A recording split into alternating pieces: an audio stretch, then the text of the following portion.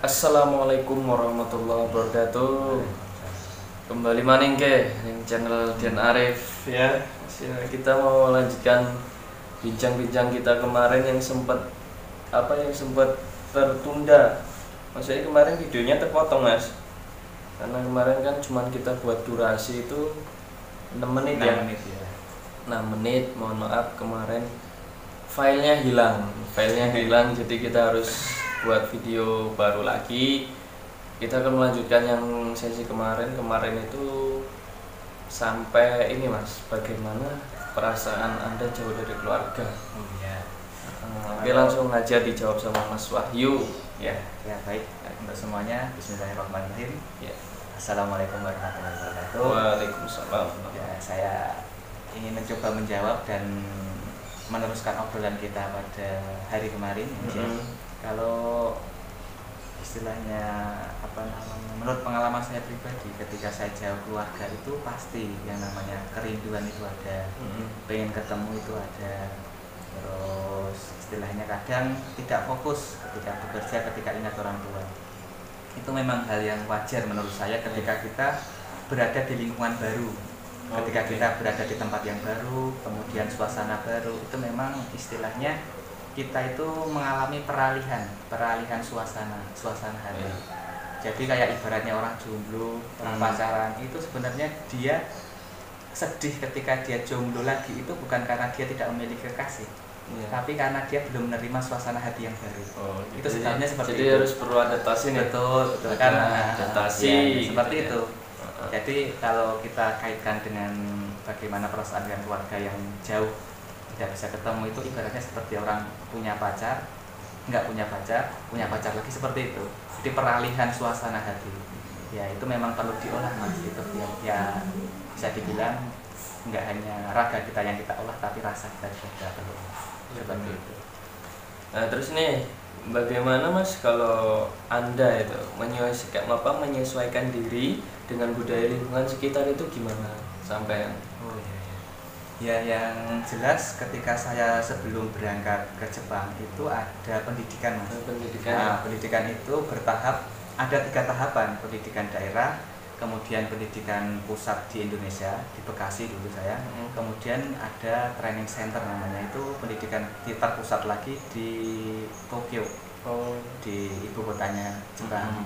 Jadi di saat kita mengikuti pendidikan, di situ kita diberi penjelasan mengenai kebudayaan, kemudian kebiasaan dari orang Jepang khususnya. Maka dari itu sebelum kita berangkat ke Jepang itu memang kita sudah dibekali minimal pemahaman, pengetahuan. Memang digembleng tuh pendidikan itu digembleng terus. Iya, seperti itu. Jadi nggak hanya etos kerjanya seperti apa, tapi bagaimana kita bisa menyesuaikan diri, ya kita dari belajar materi-materi yang sudah diberikan sensei. Kalau sensei itu istilah guru ya, artinya guru. Kita diberikan, kemudian kita tinggal mempraktekkan. Ya walaupun ketika kita praktek itu banyak istilahnya kejanggalan. Dalam arti kejanggalan itu nggak sinkron nih. Jadi bahasa buku itu tidak bisa kita pahami ketika kita belum mengalami. Makanya ada istilah guru itu adalah pengalaman hidup. Ketika kita mengalami pengalaman hidup sendiri, kemudian pengalaman yang otentik, secara otomatis itu mendukung pemahaman kita kepada pemahaman buku yang telah tersampaikan. Jadi untuk istilahnya bagaimana cara saya beradaptasi, itu yang pertama ya saya kaku, Mas. Jadi kaku itu ya maksudnya gimana ini ya, soalnya kan adatnya beda, budayanya beda. Ya kalau di sana kebiasaan aisatsu itu salam.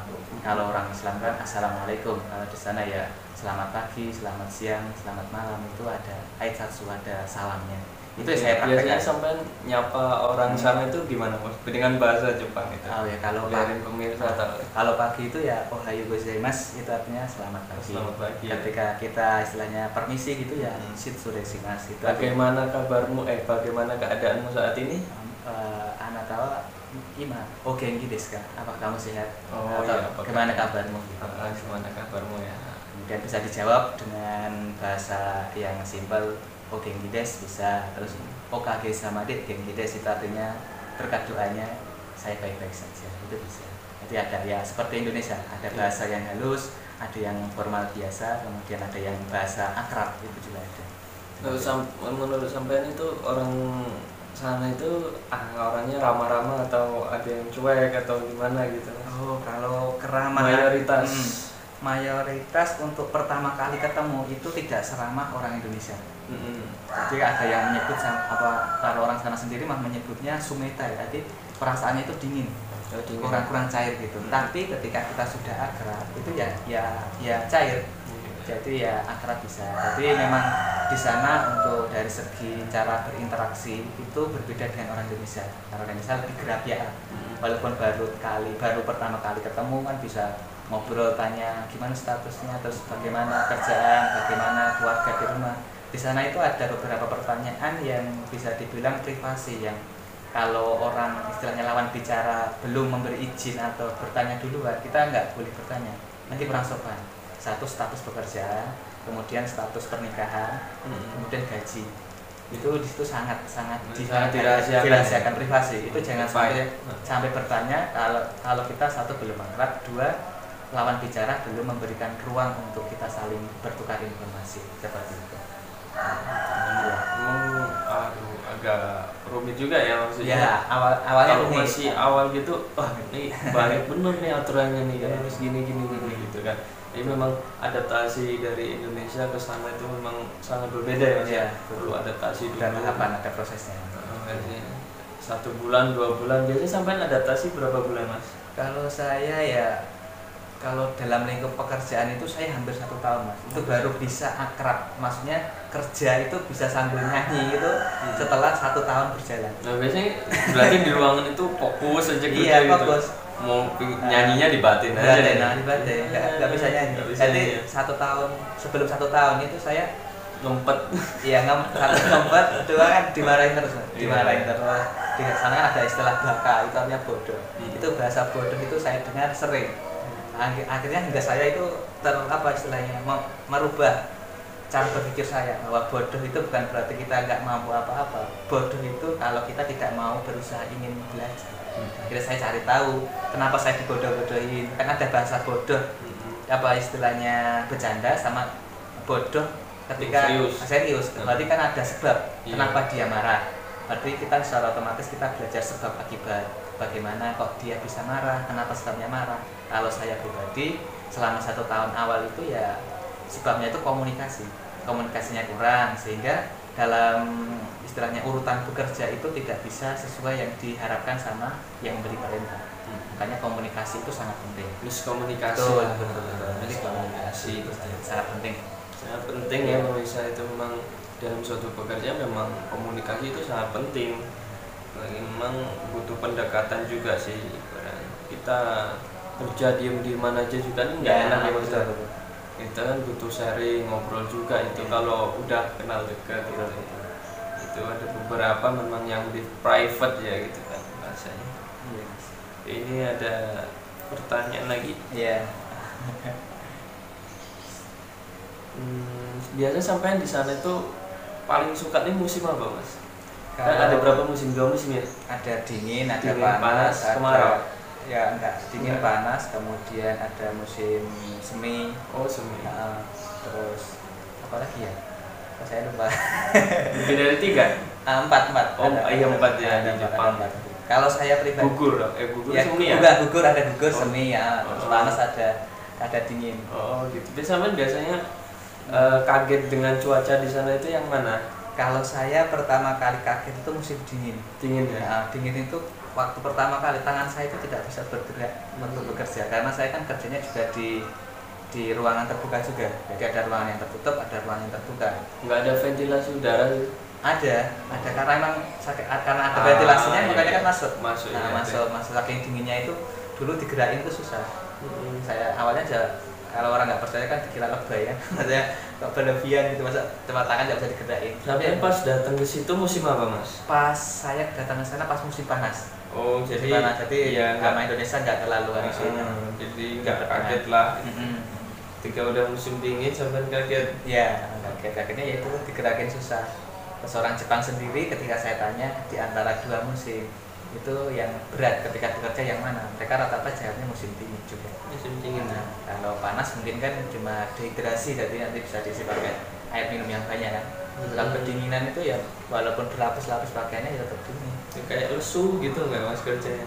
Ya kayak males nih gitu kan, dingin gitu. Kalau males itu, kalau nyampe sana itu males itu kalah. Soalnya satu, lingkungannya itu rata-rata emang kerjanya kan ya semangat. Karena ada slogan di sana kan, gambari mas, itu semangat.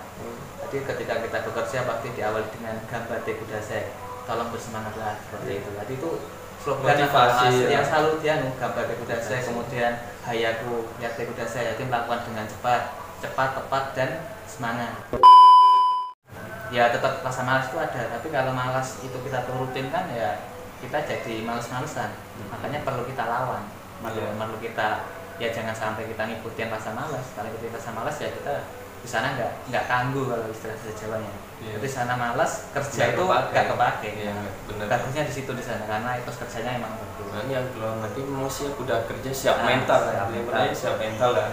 Siap mental itu dia bisa jauh dari keluarga, kita harus siap nih gitu kan, nggak boleh cengeng, nggak boleh apa gitu kan. Memang ada motivasi yang tersendiri di dalam diri kita itu.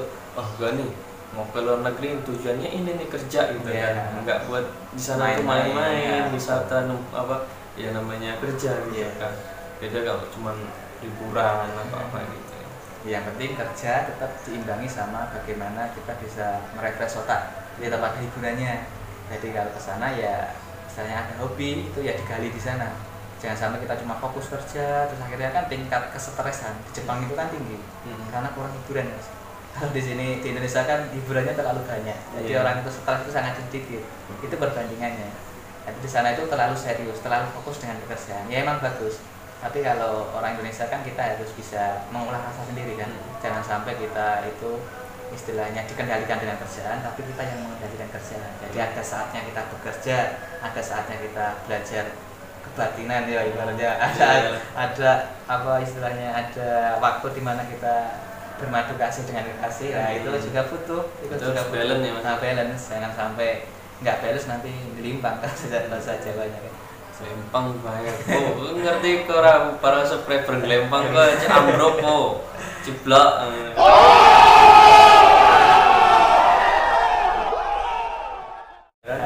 Jeblok. Perlu keseimbangan juga. Naik sepeda nek ora seimbang ceblok. Bahaya. Preben kok. Oke, Ricky, pertanyaan selanjutnya. Enggak sampai ini ada, maksudnya di sana di Jepang itu ada pendekatan nggak sih mas dengan wanita sana gitu loh. Biasanya kan lihat cewek Jepang nih cantik nih gitu kan, sampai ada timbul perasaan seneng nggak gitu? Ya kalau seneng itu ada mas, apalagi cowok seneng cewek itu wajar ya. Tapi ya nggak, maksudnya karismatiknya itu tuh beda nggak sih Jepang sama Indonesia tuh? Ya tergantung sih mas, tergantung dia itu naik motor apa. Kalau naik motor karisma itu sangat berkarisma.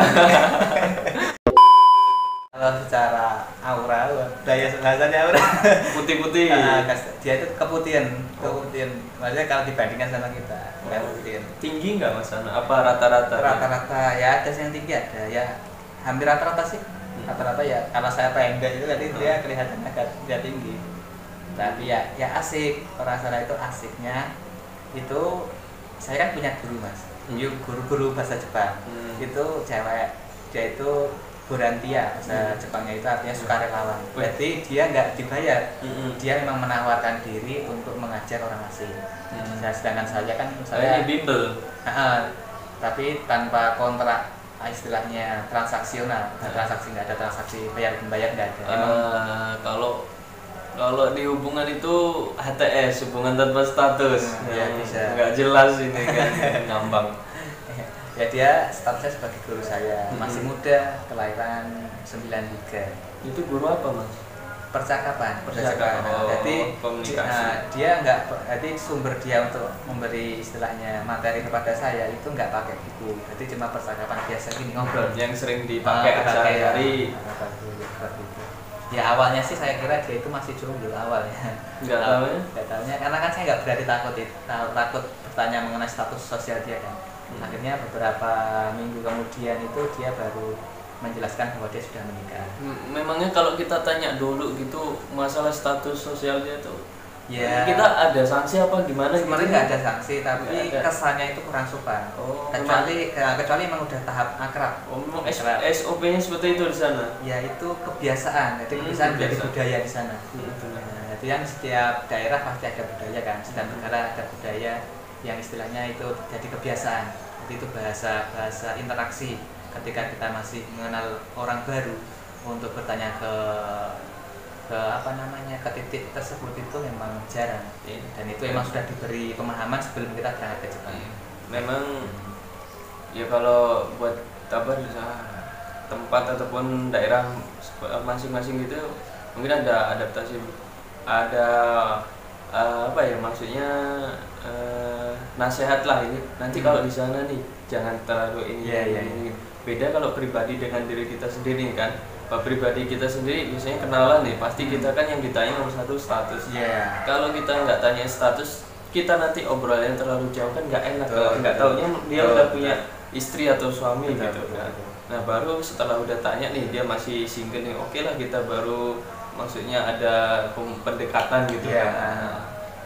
Kalau di sana enggak ya, berarti di sana itu ya pernah tahap dulu, dekat dulu, betul. Baru ke situ. Nanti kalau dia ada buka ruang buat bicara lingkup itu, baru kita sambut dengan itu. Berarti beda ya, beda kilor. Para subscriber kabehane ge. Berarti memang inilah cerita dari Mas Wahyu, sedikit banyaknya itu sangat membuka pikiran saya, membuka wawasan saya juga mengenai tentang luar negeri. Meskipun saya belum pernah ke sana, tapi saya dapat pengalaman yang berharga juga nih ceritanya dari Mas Wahyu. Ya insya Allah mudah-mudahan Mas Wahyu ini rencananya tahun depan ya? Iya, kalau programnya itu bulan 10 tahun ini. Bulan 10 tahun ini karena pandemi corona ini mungkin tahun depan baru bisa. Kemungkinan hari depan. Tapi ini belum ada informasi yang valid gitu kan. Dari Kementerian Tenaga Kerja belum ada informasi. Berarti masih ngambang nih kan statusnya. Mudah-mudahan Mas Wahyu selalu diberikan kesehatan, keselamatan. Mas Arif juga. Amin, insyaallah. Tentunya Mas Wahyu bisa bekerja lagi ke sana secara maksimal, secara semangat, spiritnya kenceng guys. Ini badai kenceng apa kabar lah, sekabehane kenceng. Nanti bedat Mas. Kenapa nanti bedat? Uratnya sih bedat ya. Oke. Ya mudah-mudahan apa yang dihajatkan Mas Wahyu dengan saat ini menjalankan tirakat ya, udah silaturahmi di tim MSX dan sudah silaturahmi di kediamannya Pak Den ya. Alhamdulillah sampai sudah sedikit banyak mengenal tentang Pak Den lah, Pak Den dan tim MSX ya, orang-orangnya kui-kui wae lah, enggak oke banget sih gitu kan. Ya senang sih Mas, saya terus terang di sini tuh baru 1 minggu, tapi baru seperti kayak keluarga. Jadi emang hubungan itu tidak hanya lahiriah tapi secara batiniah itu emang ada hubungan. Mantep banget guys. Sen wedon-wedon golek sing kayak Mas Wahyu ki. Mapan lah.